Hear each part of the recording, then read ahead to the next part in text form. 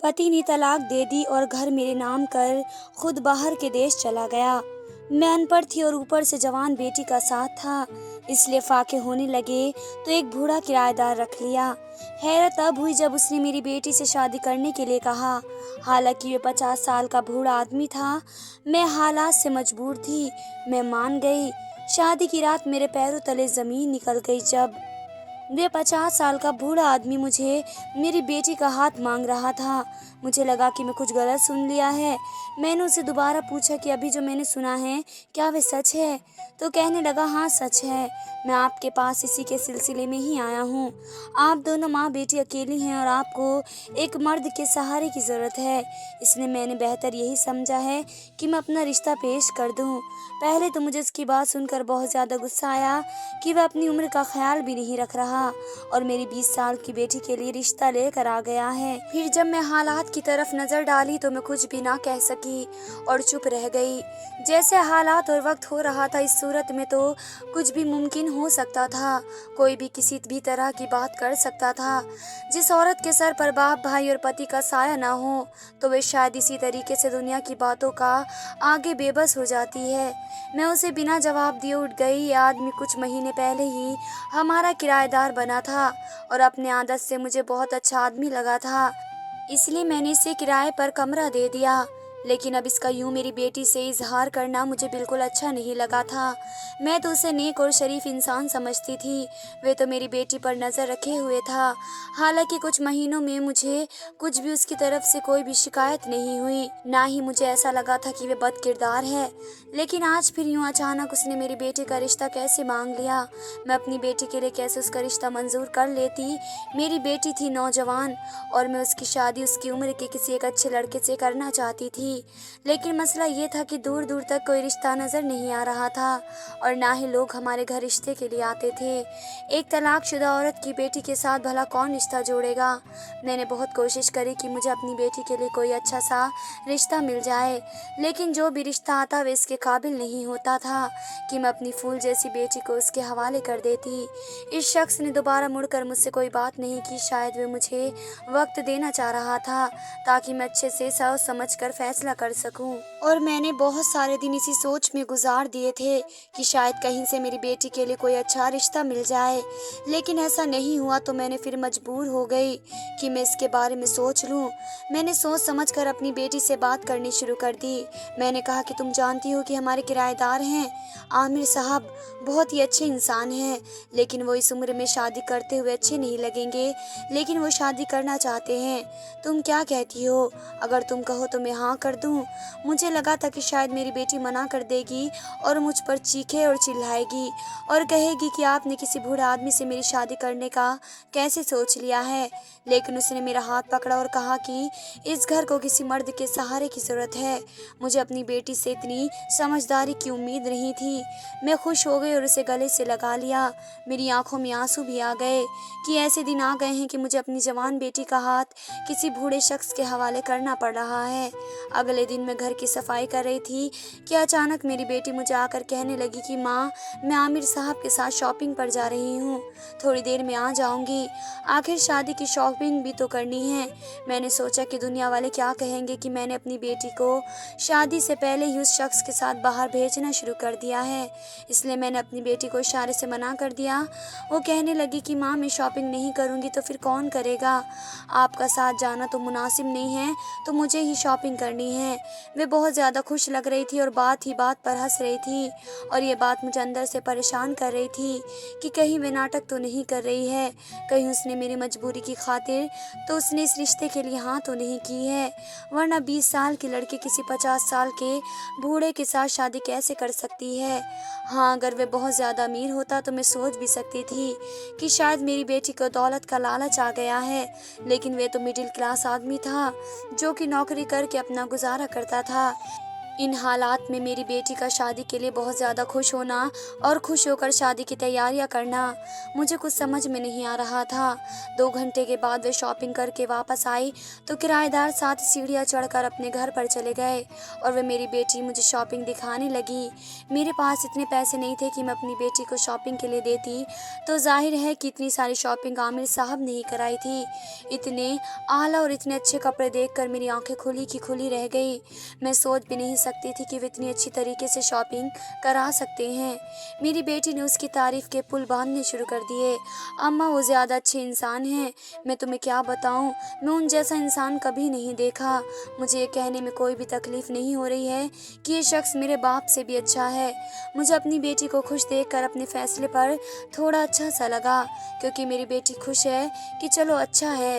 मैं अपनी बेटी के साथ कोई ज़बरदस्ती तो नहीं कर रही हूँ, वह अपनी मर्जी से इस रिश्ते के लिए राज़ी है। जब से मैंने इस रिश्ते के लिए हाँ की थी, आमिर साहब के तो तौर तरीके ही बदल गए। अब वे अक्सर मुस्कुराते हुए ही दिखते थे। जब भी मेरी तरफ देखते तो मुस्कुरा कर चले जाते थे। जाहिर है कि अब वे मेरे दामाद बनने वाले थे, शायद इसी वजह से उन्हें ऐसा करना पड़ता था। जवाब में मैं भी मुस्कुरा देती थी। अच्छा नहीं लगता था कि मैं उनके खिलाफ इस तरीके से पेश आऊं। जब तक किराएदार थे तब बात अब बिल्कुल अलग थी, लेकिन अब जाहिर है कि वे इस घर के लिए एक ज़रूरी किरदार बनते जा रहे थे, तो मेरे लिए ज़रूरी था कि मैं उनकी इज्जत करूं। निकाह के दिन करीब आ गया।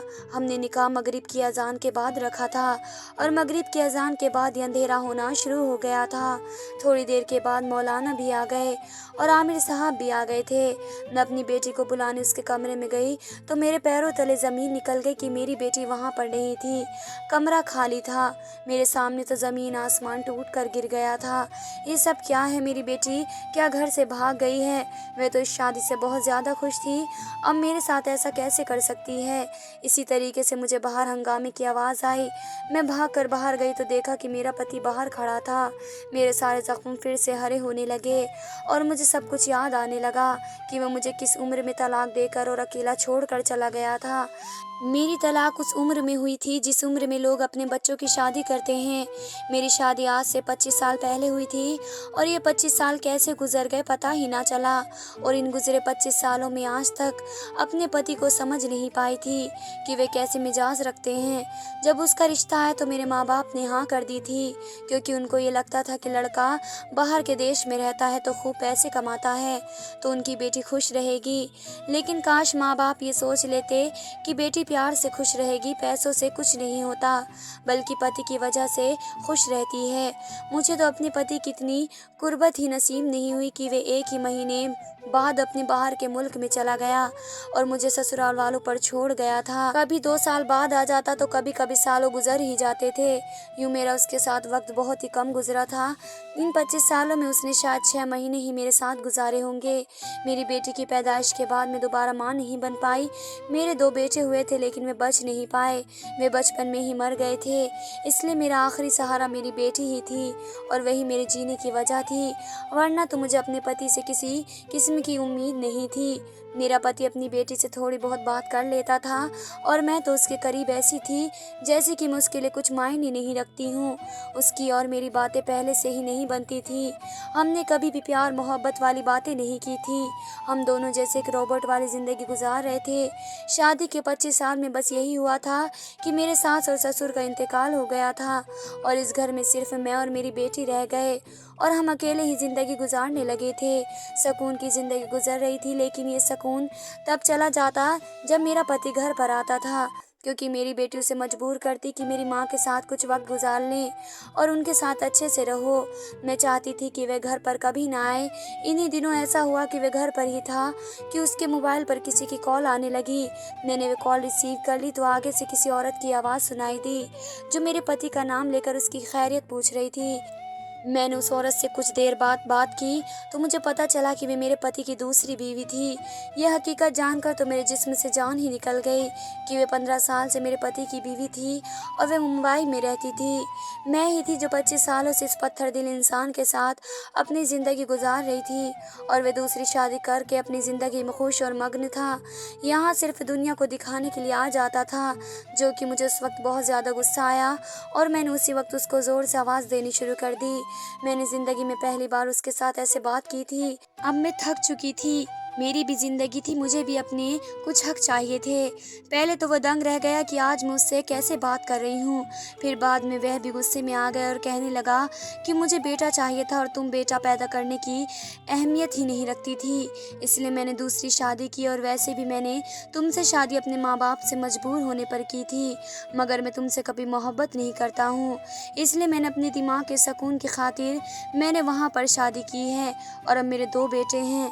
ये सुनकर तो मेरी जान निकल गई और मैं पागल सी हो गई थी और मैं होश हवास में नहीं रही थी। मैंने उसका गिरबान पकड़कर ज़ोर ज़ोर से खींचने लगी कि तुमने 25 साल तक मुझे इस्तेमाल किया, तुमने मुझे धोखा दिया। अगर मैं तुम्हें शुरू से ही पसंद नहीं थी तो मुझे आज़ाद कर देते, ताकि मैं भी अपनी ज़िंदगी अपनी मर्ज़ी से जी लेती। मैं हमेशा तुम्हारे नाम की खातिर बैठी रही, तुमने मेरे साथ अच्छा नहीं किया। और फिर हमारी बात इतनी बढ़ गई कि उसने मुझे गुस्से में तलाक दे दी। एकदम से सारी ज़मीन और सारा आसमान टूटकर मेरे ऊपर गिर गया। मैं ऐसा नहीं चाहती थी, मैं तो बस इतने सालों का जो गुबार मेरे दिल में बसा हुआ था वे निकाल रही थी। उसने मुझे तलाक दे दी, मैंने तो उससे तलाक को नहीं कहा था। मेरी बेटी जब तक घर पर आई तब तक ये सब कुछ तबाह और बर्बाद हो चुका था। शायद वे घर पर होती तो नौबत यहाँ तक नहीं आती। वे हम दोनों के बीच बचाव करा देती थी, लेकिन वे तब आई थी जब मेरा पति मुझे तलाक देकर घर से बाहर निकल चुका था।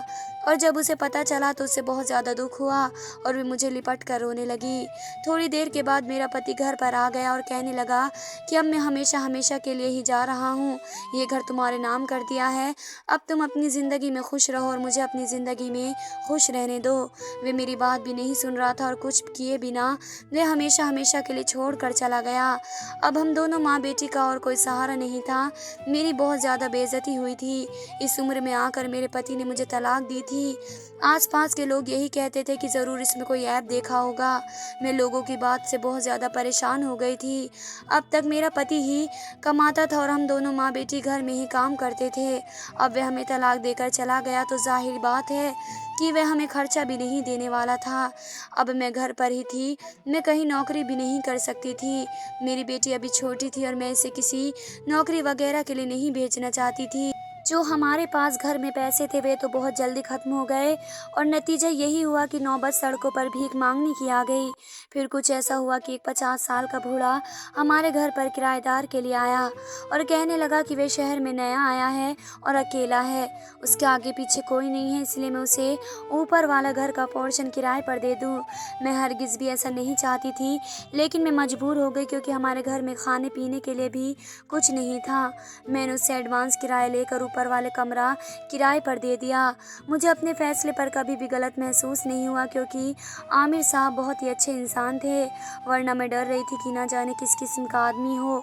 और मैंने अपने घर में दाखिल कर लिया है, लेकिन आने वाले वक्त में उन्होंने साबित कर दिया कि मेरा फैसला बिल्कुल ठीक था।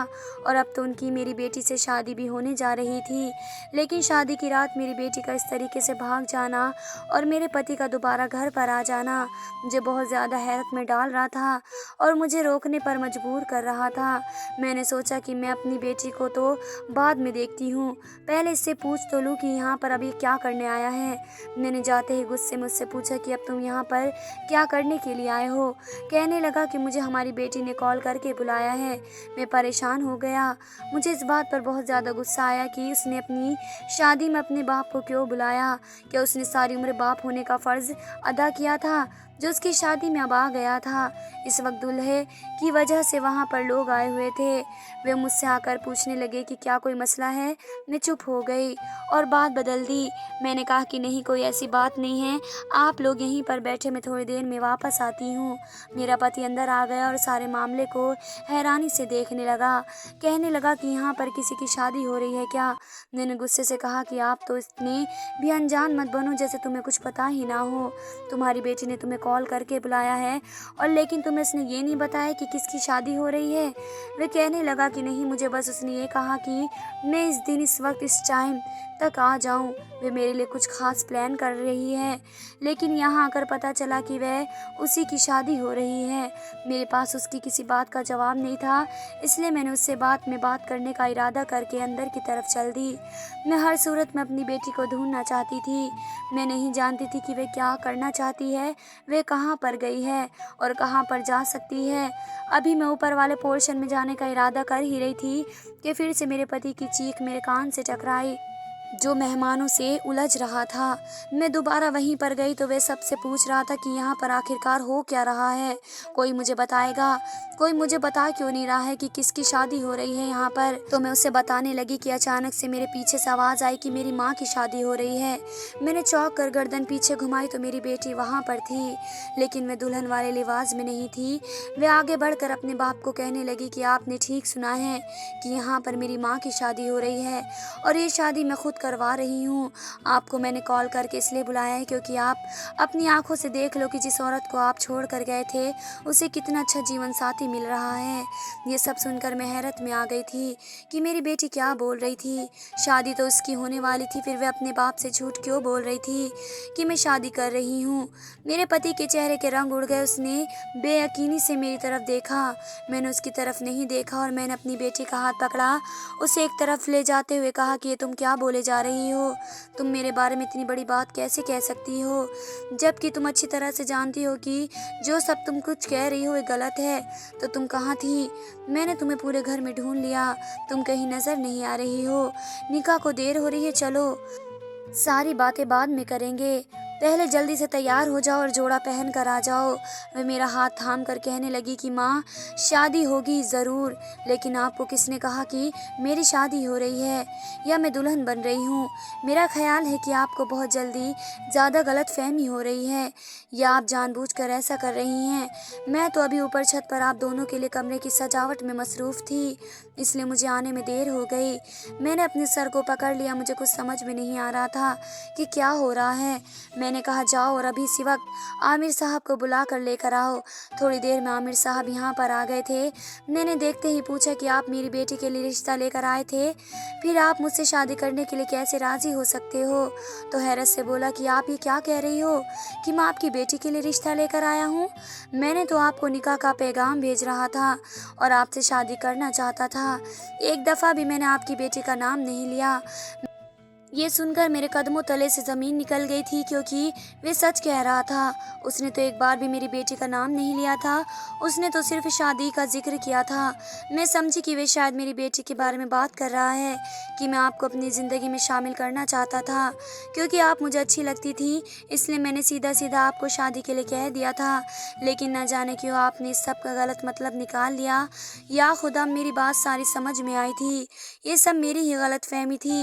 वे मेरे लिए ही रिश्ता लेकर आया था और मैं समझी थी कि वे मेरी बेटी के लिए रिश्ता लेकर आया है। और मैंने अपनी बेटी से जिस तरीके से बात की थी वह भी खुलकर नहीं की थी। मेरी बेटी को भी यही लगा था कि मैं उससे अपनी शादी के लिए बात कर रही हूँ, इसलिए उसने खुशी से मुझे कहा था कि आप अपनी ज़िंदगी में नए सिरे से शुरू करना चाहती हो और मैं आपका साथ देने के लिए बहुत ज़्यादा खुश हूँ। ये सब एक गलतफहमी का नतीजा है जिसकी जिम्मेदार मैं हूँ। आपको गलतफहमी हुई थी, लेकिन मैं और आमिर साहब तो ऐसे रिश्ते के बारे में राज़ी नहीं थे, इसलिए आपको ये शादी करनी ही होगी।